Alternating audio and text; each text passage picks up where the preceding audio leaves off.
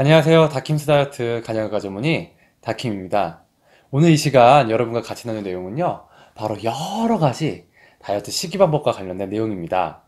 체중 감량을 해야겠다고 생각하면서 대부분 일단 어떻게 다이어트 시기를 할까에 대해서 많은 고민을 합니다. 그리고 이에 대한 다양한 다이어트 방법들이 있는 것이 사실인데요. 이번 시간에는 이 부분에 대해서 같이 나눠보도록 해보겠습니다. 우선 첫 번째로 금식법입니다. 일단 굶습니다. 단식원에 들어갈 수도 있고 그냥 혼자 할 수도 있고요.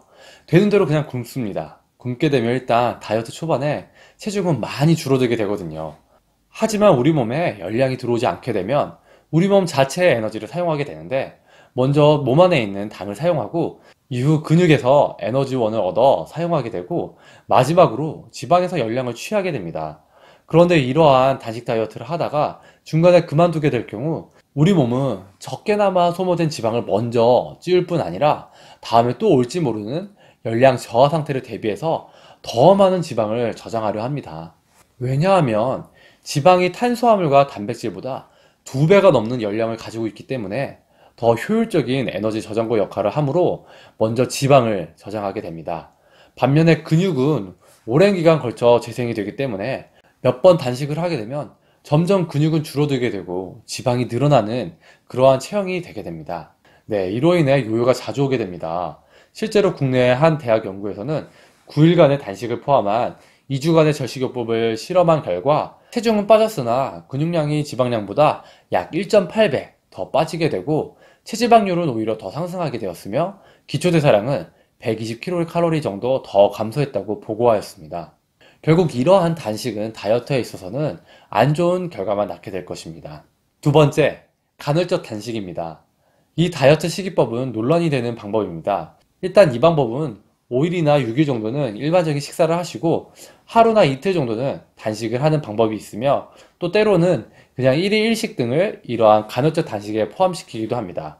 일부에서는 이와 같은 간헐적 단식법이 효과가 있다고 보고하기도 하였습니다. 왜냐하면 결국 이러한 간헐적 단식이 추구하는 방법이 칼로리를 적게 섭취하는 것이기 때문입니다. 이것이 잘 지켜지게 된다면 당연히 체중 감량에 효과적일 수 있습니다. 더불어 다른 유익으로는 일단 간헐적 단식을 하게 되면 노화를 유발하는 물질의 분비량이 감소하게 되어 노화가 더디게 오고 암 발생이 줄어든다는 보고도 있습니다. 또한 소위 장수효소라고 불리는 시루트윈이라는 효소가 많이 생겨서 노화를 억제하는 효과가 더해진다고 합니다. 하지만 이러한 내용은 아직 실험실 수준의 내용입니다. 특히 이러한 내용들을 접할 때 우리 신체의 작용에 있어서 한 가지 효소, 한 가지 호르몬으로 모든 현상을 설명하려 하는 것은 위험할 수 있다는 것을 잊지 마셔야 할 것입니다. 또한 간헐적 단식에서 주장하는 장점 중에 하나가 중간에 단식을 했기 때문에 그냥 식이를 허용한 시간에 먹고 싶은 대로 먹자고 해도 입맛이 없어서 잘 먹지 못한다는 내용이 있는데요. 하지만 반대로 인간의 뇌가 먹지 못했던 시간에 대한 보상 심리와 단식으로 인한 스트레스 등에 대한 반응으로 먹을 수 있을 때 더 많은, 더 자극적인 음식을 요구할 수도 있습니다. 실제로 하루에 3끼니를 잘 챙겨 먹다가 하루를 굶는다던가 하루에 한 끼만 먹게 된다면 나머지 공복 시간 동안 식욕이 높아져 굉장히 힘든 시간으로 다가올 수 있습니다.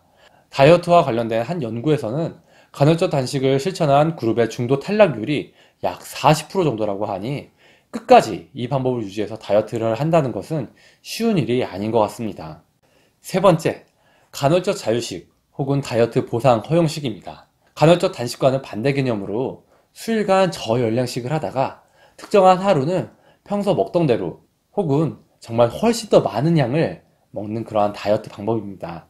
다이어트 시기법으로 인한 스트레스를 푸는 시간을 아예 따로 허용함으로써 평상시 다이어트를 잘 할 수 있다는 생각으로 나오는 다이어트 시기법입니다. 다이어트로 인한 스트레스 해소에 대한 생각은 한편으로는 합리적일 수 있어 보입니다. 하지만 이로 인해 평상시에는 초저열량식을 하다가 다이어트 자유식을 하는 날에는 고열량식을 반복하게 됨으로써 체중은 빠지거나 유지할 수 있을지 모르지만 체성분 구성에 있어서는 근육이 줄어들고 지방이 더 늘어나는 등 기초대사량과 활동대사량의 저하로 이어질 수 있어서 결국 체중 증가로 이어질 수 있습니다. 더불어 우리가 평상시에 먹는 음식 중에서 밀가루 음식이나 또 고지방 음식 등은 중독성이 있는데 다이어트 자유식을 하는 날 이러한 음식들을 많이 먹게 될 경우 결국 평상시에 저열량 식이를 하는 동안에 이러한 음식들에 대한 유혹을 벗어나기가 굉장히 힘이 들 것입니다. 특히 이 보상데이, 치팅데이라고 하는 이러한 다이어트 식이법에 대해서는 다킴스 다이어트 스피노프 홍시빈 씨 편을 여러분들 같이 한번 보시기 바랍니다. 어떠세요? 그동안 다양한 다이어트 식이법에 노출되어 하나의 방법이 나올 때마다 혹하고 계시진 않으셨나요? 이제는 확실한 건강 다이어트 식이법을 잘 선택하셔서 흔들리지 않고 앞으로 나아가시기 바랍니다. 이상 여러분의 다이어트 디렉터 다킴이었습니다. 감사합니다.